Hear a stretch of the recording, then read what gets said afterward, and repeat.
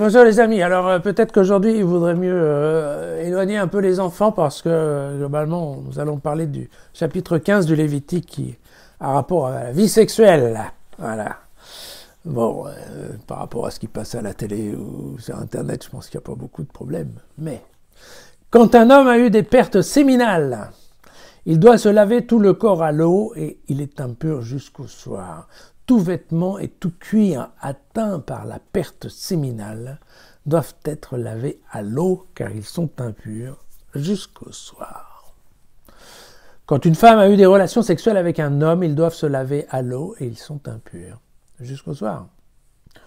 Quand une femme est atteinte d'un écoulement, que du sang s'écoule de ses organes, elle est pour 7 jours dans son indisposition et quiconque la touche est impur jusqu'au soir. Tout ce sur quoi elle s'est couchée en étant indisposée est impur. Et tout ce sur quoi elle s'est assise est impur. Quiconque touche son lit doit laver ses vêtements, se laver à l'eau, et il est impur jusqu'au soir. Quiconque touche un objet où elle s'est assise doit laver ses vêtements, se laver à l'eau, et il est impur jusqu'au soir. Si au moment où un homme couche avec elle, le sang de son indisposition s'écoule sur lui, alors l'homme est impur pour 7 jours. Tout lit où il couche est impur. Quand une femme est atteinte d'un écoulement de sang pendant plusieurs jours, en dehors de sa période d'indisposition, et que l'écoulement se prolonge au-delà de son temps d'indisposition, alors son impureté dure aussi longtemps que dure l'écoulement. Elle est impure, tout comme pendant ses jours d'indisposition. Si son écoulement a pris fin, elle compte 7 jours et ensuite elle est purifiée.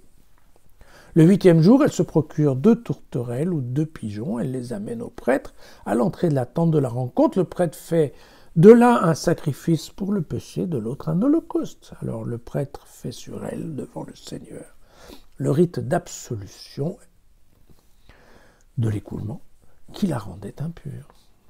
Voilà, vous demanderez aux fils d'Israël de se tenir à l'écart quand ils sont en état d'impureté, ainsi ils ne mourront pas à cause de leur impureté, c'est-à-dire pour avoir rendu impure ma demeure qui est au milieu d'eux. Évidemment, ce dernier verset nous rappelle les 2 fils, vous vous souvenez, les 2 fils d'Aaron qui avaient allumé leur cassolette avec un briquet au lieu d'aller chercher le feu sur l'autel de l'Holocauste, vous vous rappelez de ça, la flamme était sortie, il les avait grillés comme un lance-flamme. Et oui, dans la zone du sanctuaire, attention, pas d'impureté, pas de geste impur, pas de bêtises. Voilà. Alors, évidemment, il faut décrypter un peu ce texte, mais bon, c'est ce que je vous avais dit, quoi. Tout liquide qui sort du corps humain est déclaré comme impur. Donc là, on comprend bien, voilà, que l'homme qui se masturbe, parce que c'est ça au début, un homme qui a des pertes séminales, les pertes de sperme, vous voyez, typiquement, voilà, et le cuir, c'est la sandale. Donc voilà, un homme qui se masturbe est impur. De la même façon, on voit bien qu'un couple qui fait l'amour est impur pendant la journée. Ce qui veut dire, attention, qu'impur la journée, il ne peut pas aller au sanctuaire. Ça veut donc dire que le jour du sabbat, ceux qui décident de faire l'amour le matin ne vont pas à la messe, pour simplifier. D'accord ? Bon. Voilà. Mais on se souvient de cette question. C'est important, l'abstinence pour aller dans le temple. Vous vous rappelez peut-être, vous aviez lu avec moi, il y a une partie du premier livre de Samuel. C'est une aventure, c'est David qui fait... donc le David qui a vaincu Goliath.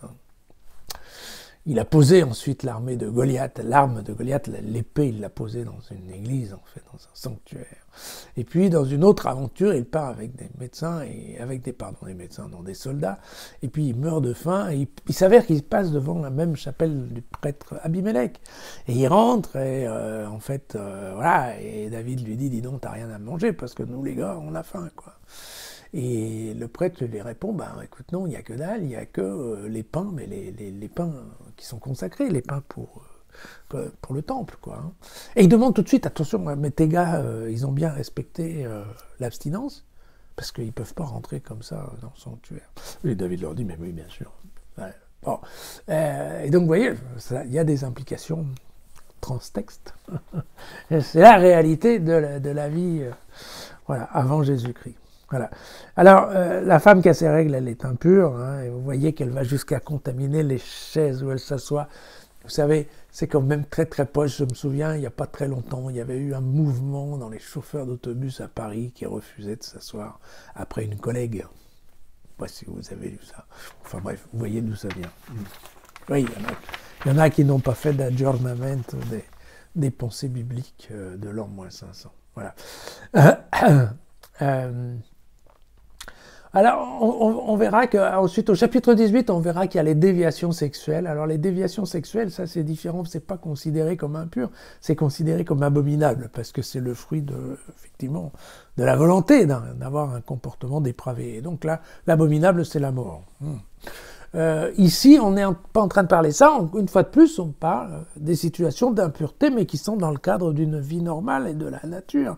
Voilà, ce qui veut dire globalement que la masturbation de l'homme, ce qui veut dire que faire l'amour, le sexe entre un homme et une femme, sont des choses naturelles. Ce qui n'empêche qu'elles vous transmettent un certain degré d'impureté. Mais encore une fois, voilà, on se lave, on est impur pendant une journée, puis le lendemain ça va mieux. Hein, voilà, c'est assez étonnant parce que... Alors, il ne faut pas oublier que... Pourquoi cette... Alors vous allez me dire, voilà, si ça fait partie de la vie naturelle de l'homme et de la femme, pourquoi les relations sexuelles sont-elles considérées comme impures? En fait, tout simplement, on pense que ça vient de la Genèse, parce que en fait, dans le projet de Dieu au début concernant la planète, en fait, il n'était pas prévu du tout qu'Adam et Ève fassent des enfants. En tout cas, il n'était pas prévu qu'ils s'accouplent pour faire des enfants. Et vous savez, c'est que quand ils ont découvert leur nudité, que à ce moment-là, Dieu leur a donné, en effet, une feuille de vigne, pour qu'ils se cachent la nudité l'un à l'autre. Mais il y aura écrit ensuite que Adam a connu Ève, et elle a eu son premier fils. Voilà. Et donc, vous voyez que ça se passe après, en fait, le péché. C'est ça, globalement, c'était ça, et cette question de la mère, il faudra attendre même le chapitre 3 de la Genèse, dans lequel on va dire que Dieu va dire à Ève, en fait, qu'il va l'appeler Ève, parce qu'elle est considérée comme la mère de tout vivant. Et vous voyez que tout ça c'est assez tard, en fait. Dans la vision originale de Dieu sur la création, il n'y avait pas du tout cette question de sexe et de reproduction.